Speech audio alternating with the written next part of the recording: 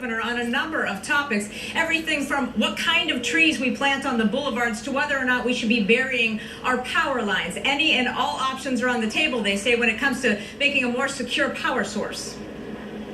15 years, at least that long. Judging from the size of it, you'd think Don Murray's ash tree would have had a much bigger impact. We were having a dinner party and the wind came up and one of our guests looked out the window and said, "A tree just fell on your house."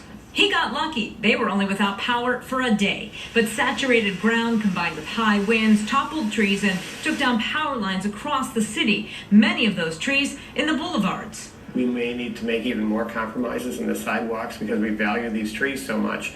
But the reality is when you plant a tree next to a sidewalk, next to a street, something's got to give. Mayor Rybeck says the city will look at all options, from planting different kinds of trees to changing their approach to new sidewalks and root systems. But that is just one aspect of the future. We're in a new world with better energy sources and more volatile weather, and we need to look at differently at the problems that we've had for a long time. Among the options, alternative sources of power, new wire technology, or burying the overhead lines. The latter is something Xcel Energy says they've already looked into.